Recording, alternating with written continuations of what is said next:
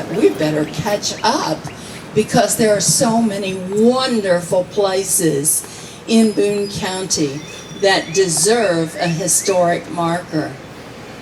And so we launched our program for historic markers, and this is simply the latest. And I am so happy that everyone has come out to witness this historic event. There are some folks I need to introduce, or it's my pleasure to introduce, and the first is our County Judge Executive, Gary Moore. Gary Moore. Moore, thank you. You have to forgive me. I have a problem with remembering names. Since last year I had a little health incident. So, You're fine. Thank you. thank you, Judge Moore, for being here and for writing that wonderful letter that accompanied our application. And so we are able to say that we won this award from Kentucky Historical Society. We were successful in getting the application approved. And also with us is David Whitehouse, our Parks and Recreation Director, doing a fine job and providing us with this microphone and so forth. And Matt Becher, whom you will meet later as he provides our message today. And Becky Riddle from the Kentucky Historical Society has come all this way to help us do this dedication. A number of those present are members of the Boone County Historical Society. Our Vice President, Virginia Lanehart, is here. Our Secretary, Pat Yanarella, is here. Our Treasurer, Steve Conrad, is here. And Matt Webster, is it? All right. Who is our new administrator, not new anymore, he's an old guy now, he's been here. And Sherry Burcham is here, the judge's assistant. And we're so glad to see Mr. Wainscott. Butch Wainscott is out with us again today, and we're so happy to see him and a number of others of you. And Sally Nimmo is here as well with her whole family. And Sally is the new resident of the Loder house. And I'm not sure, but I think that's a big project. I wouldn't want to keep up all that. Betsy, the house likes it. Oh, I'm sure that. It's a good partnership. It's a good partnership, Sally says. The house likes them, and that's always good to hear. And Bridget Stryker, who is with the Boone County Public Library, and she's our historical librarian, and she takes care of all the wonderful documents that we have the good fortune to come across. And Kathy Calvi is here. She is with the Densmore Homestead, and we're so glad that you came today too. She's very interested in and an expert in Boone County history, and there's so many others. I just can't thank everyone. So what we'll do next, and by the way, when we conclude this event, if you all stick around, we'll get some group pictures, and we'd appreciate that. So again, thankful that you're here. I'm going to introduce Becky Riddle. Well, I've already introduced her, but she is from the Kentucky Historical Society, and she has some remarks for us. Good afternoon. I'm happy to be here on behalf of the Kentucky Historical Society for this dedication, for this marker for the Petersburg Distillery and Loder. This is, I think Steve said, the 7th marker that the Boone County Historical Society has applied for. So we just appreciate them being interested in the Boone County history and taking these projects on, because as they know, it's not easy sometimes, and we have a lot of work to do to get the text the way everybody likes it. So I'd like to thank them for all the work they've done on these markers, and this one in particular. The goal of the program is to commemorate important people, places, and events across the Commonwealth. We have over 2,400 markers with every county having at least one now, and so it's a lot of history and a lot for people to look at when they're traveling the roadways, and we hope people stop and read these markers, because it can tell you a lot about the history of a community and the state in general. So again, also I'd like to thank the District 6 Highway Department for installing this marker. They're always, I think, nice to work with and do a good job and are very helpful, so I'd like to thank them also. So at this time, thank you again, and I'll turn it back over to Betsy. Thank you, Becky. And David told me earlier that he would prefer not to speak because our judge is here, and we'd like to have Judge Moore come to the microphone and give us a few words, and I know he's always encouraging us. So thank you, Judge, for being here. Thank you, Betsy. It is a pleasure to be with you today, and really, you've done the work, and I'm just here to witness the great accomplishment that you've done. I can't wait to see it.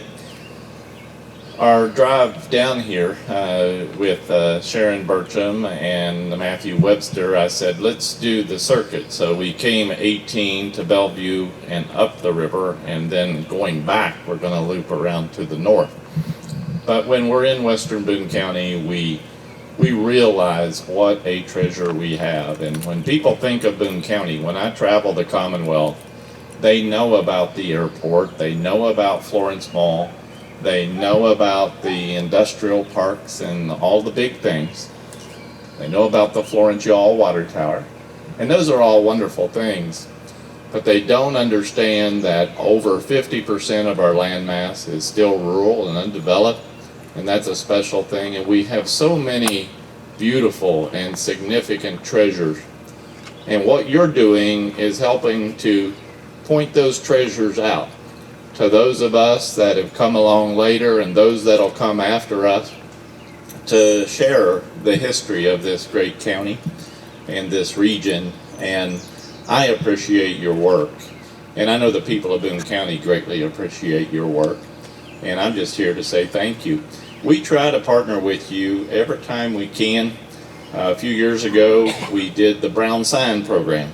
Adam Howard, who was in the position before Matthew, worked with your group and many other groups on the Brown Sign program to help direct the general public to some of these treasures that we have around Boone County. And that's just one example of how we try to work together. We try to preserve those special buildings, like when we moved the old clerk's office in Burlington and set it up at the back of the administration lot, and other things. So I pledge to you that we'll continue to do that. I want to thank the state for your partnership and for working with us to make this happen. And let's continue to find those treasures and share them with the good people of Boone County and of the Commonwealth. Thank you. Thank you so much. And now without any more discussion, I'm going to call on Matt Becher, our rural open space planner with the Boone County Planning Commission. Matt has been indispensable to this organization, and we are so grateful for his assistance and help in everything. Thank you very much.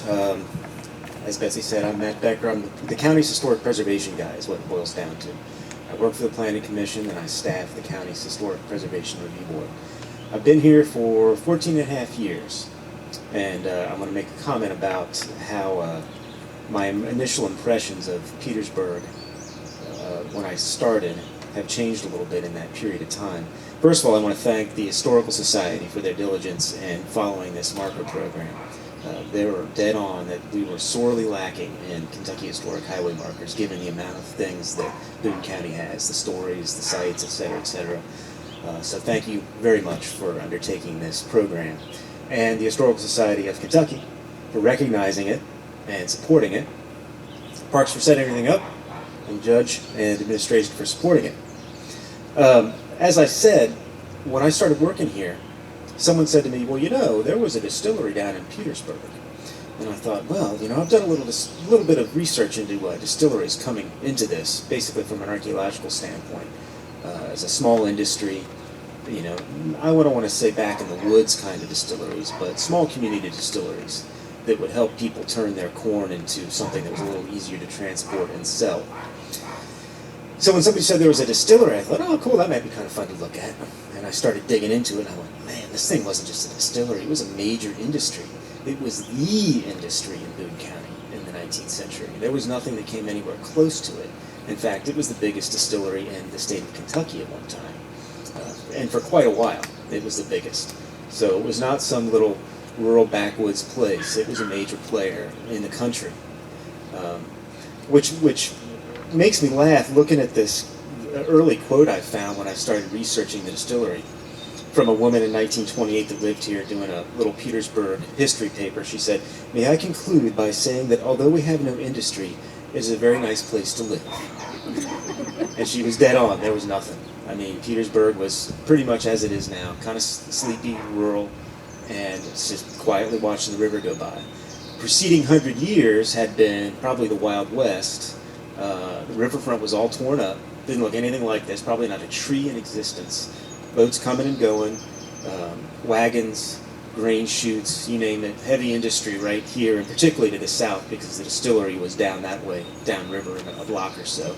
But there was also another flour mill up here. So this was a pretty heavy-duty industry town for a good 100 years. It all started back in 1817, even though John Tanner had come into Petersburg in 1789. It really didn't get rolling until the distillery got started and the town was platted in 1816, 1817. That's when a fellow named John Flournoy came here. And they said he was a Frenchman, but he was probably just from North Carolina. And I think anybody that was a foreigner was probably considered either French or, you know, not from here. So Flournoy established this, basically it was a steam mill. And at the time, 1817, a steam mill was a big deal. Most of the mills that you would find were little water-powered affairs back on creeks that would serve a small community, grind grain for farmers in the area. This one was a different animal entirely from the beginning, and they ground a lot of grain, I'm sure. But it wasn't until 1833 when a fellow by the name of William Schneider came along with his brother. Pardon me as I have to flip pages. They took it up a notch, and they added a distillery to the mill. And I have to say that at that time, distilling was a respected profession. It was very valued by the community because you couldn't move the volume of corn out as easily as you could whiskey, is what it boils down to. And a couple of quotes kind of highlight that. At the time, a bushel of corn was worth 25 cents, and the 2.5 gallons of whiskey that could be made from it was worth nearly $2. Also, a horse could carry either 4 bushels of grain or one 60-gallon barrel of whiskey, which was made from 24 bushels of grain.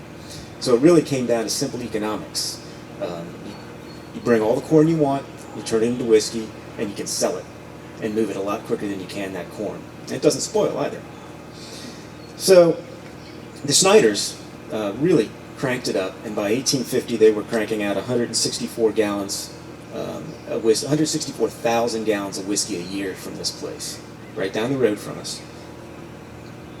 Around that time, early 1850s, Louis Loder comes on the scene. He's on the other side of our marker here. We know so much about the subtle workings of the distillery from Loder. He not only documented kind of comings and goings around the county, daily events, very significant events which really haven't truly been researched, I don't think. But he recorded stuff about that distillery at least once a week, if not 2 or 3 times. What do you think his first entry was when he started his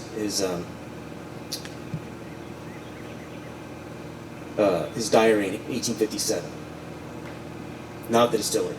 The weather. This morning, the thermometer was 2 degrees below zero. His second entry was the distillery. Mr. Schneider sent 2 4-horse teams over on the ice to haul whiskey from the mouth of Tanner Street to Lawrenceburg, and was hauling whiskey from the distillery across the river with 2 1-horse sleds. Frozen river at the time, of course. He hit the weather every single time. And the distillery every other time. By reading Loder, I was able to figure out that Snyder and then the succession of owners had stuff coming and going all the time. So these guys really knew what they were doing in the 1850s. And Snyder really brought this place into its fore. By 1860, they made up to 1.1 million gallons of whiskey came out of here. They were still grinding grain, but it was nothing compared to the whiskey they produced. Now, why do you say was a distillery at Petersburg, Kentucky, so successful? They had a superhighway. They had all the grain they could possibly need coming in from the fields around here and the region. And they had Cincinnati right up the river. The mid-19th century Cincinnati description is like this. Much of the whiskey distilled before the Civil War was a semi-finished article which moved through the commission houses to a rectifier, that's a large commercial distillery like this one, most likely located in Cincinnati, which brewed more lager beer than any other American city, handled more whiskey than any other mart in the whole world, and made the barrels, stills, and rectifying columns which the distillers required. I am so thankful I'm a Cincinnatian. I'm very proud of that heritage. Not just because of this, but because it's such a great city. So by 1860, their production was up 700% from what it was in 1850. Boom, the Civil War comes upon them.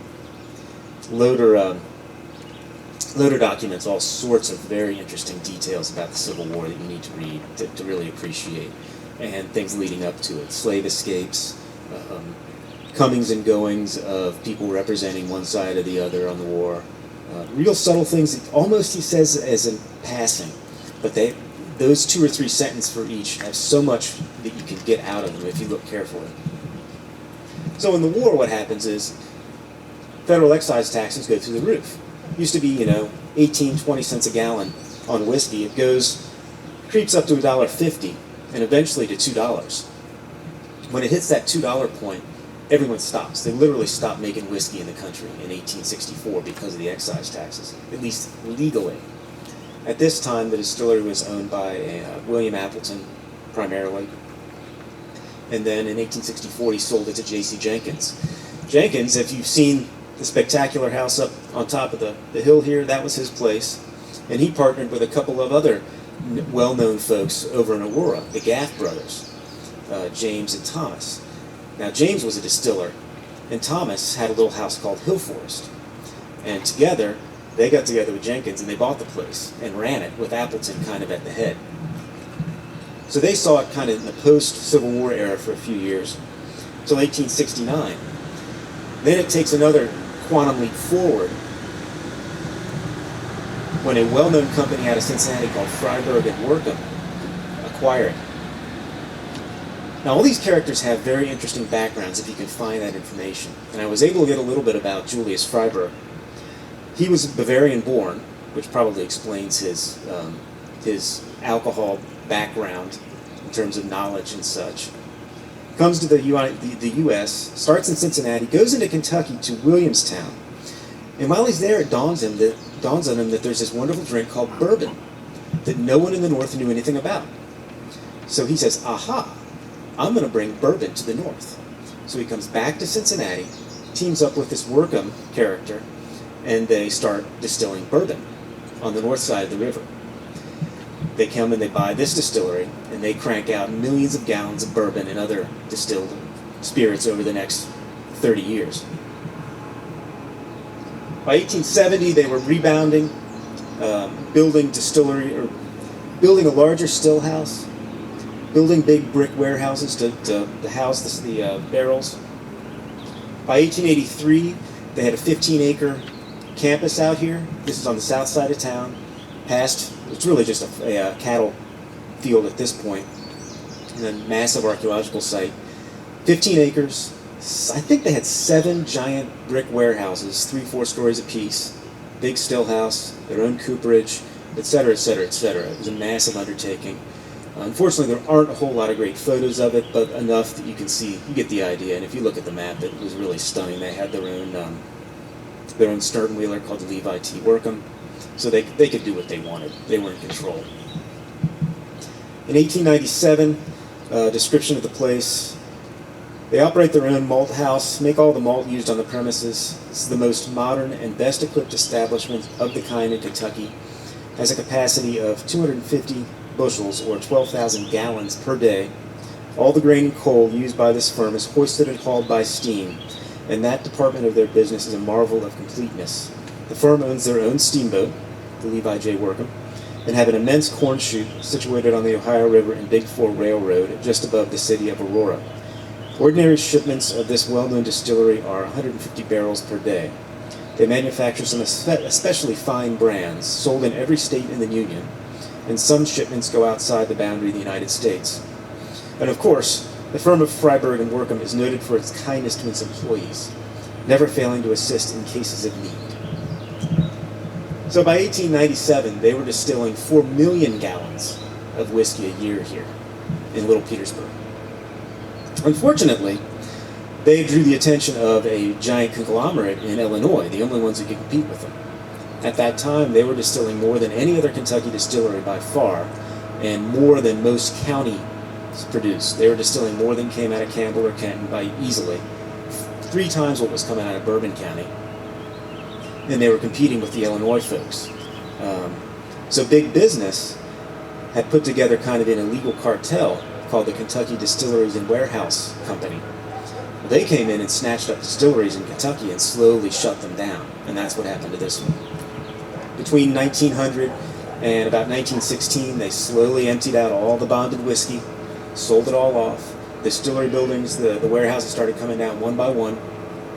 They would reuse that in town. You see several buildings in town that are built from distillery brick. It ended up in Aurora, ended up the river, down the river. It's all over the place. I couldn't even tell you. And I don't think it's ever been documented where all the distillery brick went. But it is still very much with us. By 1918, it was gone. And certainly by 1928, I don't think there was any remnant other than what's left today. The Scales office, which is this small frame building on the corner. The superintendent's building, which is the red brick building across the corner from it. And then the cooperage, which is part of a barn in the back here in Vespers Field. So it's mostly an archaeological site.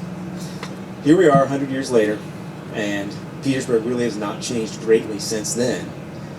The preceding 100 years have been this Wild West extravaganza with Kentucky's largest industry here.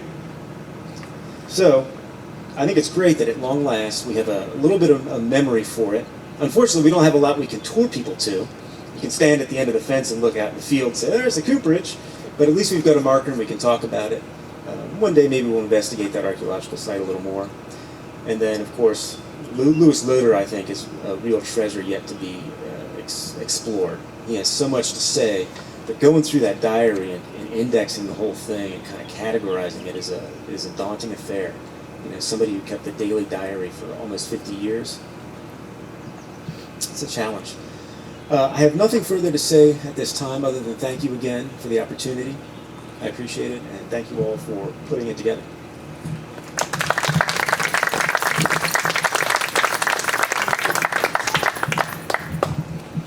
All right, does anyone have any other comments they would like to make? If not, let's proceed to the marker, and if you're here, a member of the society or a guest of ours here, that's just everybody here.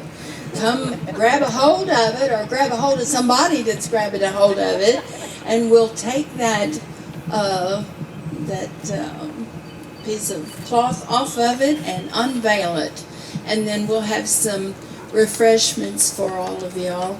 And well, one other thing, Virginia's got a flag. You want to do that now?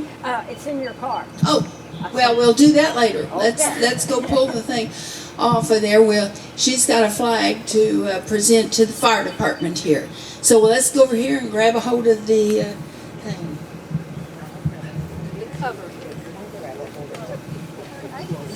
Okay.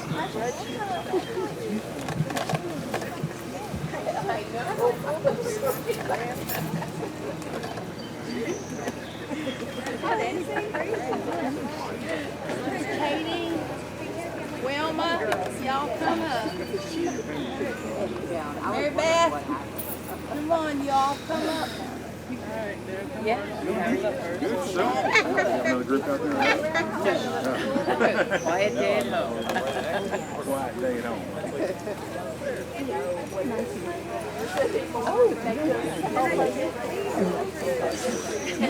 Thank you. Thank you. Well, you know what? It's time for repairs and painting. We work on the inside. We're living here in young age. And the carpenter is starting. Boards are not secure. And windows need to be fixed. And then the painter comes. So next time you buy it, it will, by August, hopefully it will work. You got it. Keep going. Which way you going? Okay, I can help you.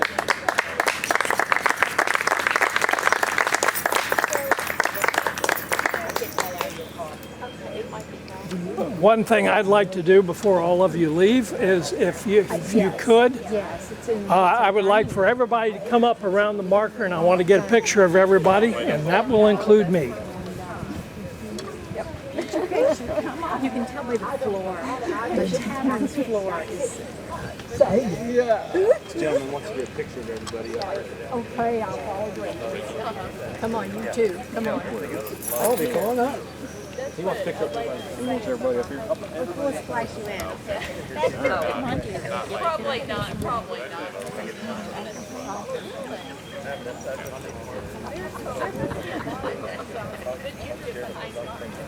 You're doing just your group? You're doing just the Historical Society? No, we're doing everyone that's here. Oh, everyone that's here. That's right. Come on. Come on, Sharon. Come on, too. He said everybody that's here. Come on.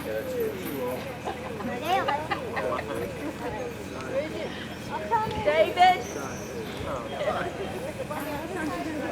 Come on over to, let's get a few more people over on this side. Come on down. I'm going to get in the picture too. I got my remote.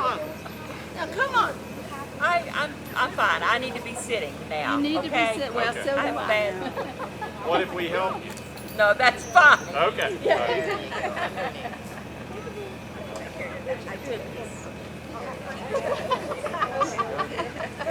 Virginia, we'll help you. David, and if you could come in just a tad more. I've got a wide angle lens. That's it. Okay, we got everybody in. All right. All right. Are you going to get in? Nope, I'm good. Well, I'm going to get in. You need to be in there. That's right. Yeah, we need David. Okay. We gotta get him in the picture. All right. Come on, Bill. Come on down. Come on down. Are you ready? Okay, here we go. Come on. Wait a minute. One last thing I forgot to do. Is that the timer? No. Oh, you got the remote.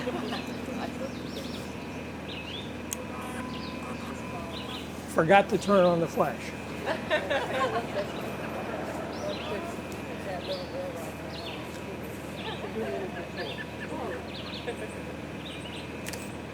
Big smile.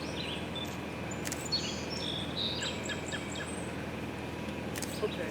If it doesn't work, I'm going to take it from myself. And don't forget, before you leave, they're on that smaller table. Dennis Vesper sent some of the old flasks.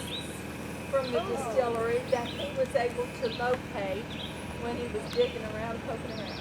So, All right. Oh, Okay, here we go. come today. He's out of town today. All right, everybody give me a look. One more time. Okay, thank you very much. All right, now Virginia.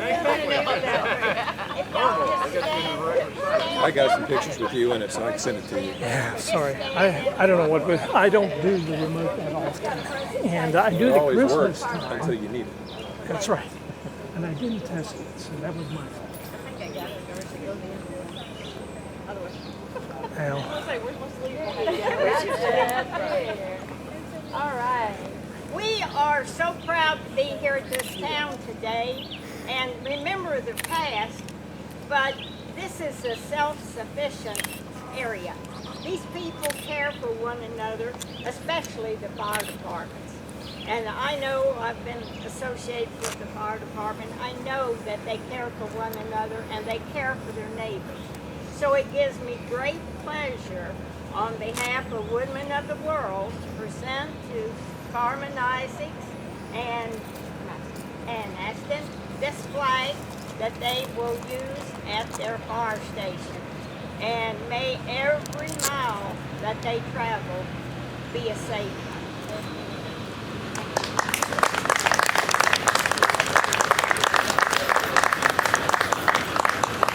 Betsy, could I say something? I just want to remind everyone, dear friend, leader, who would have been here today if he were still with us, Bruce Ferguson. The memorial service for Bruce is next Sunday at 2 o'clock down in Union on Tadpole Lane there, very close to the Union Swim Club. But the family, they didn't have a funeral and an internment they decided to do. Bruce wanted a memorial service, but he probably would have told a story or two today if he'd have been here. But I just want to remind everybody that we'll be honoring Bruce the 14th at 2 o'clock. thank you. Well, I'm glad y'all came. Let's get some lemonade out. Okay.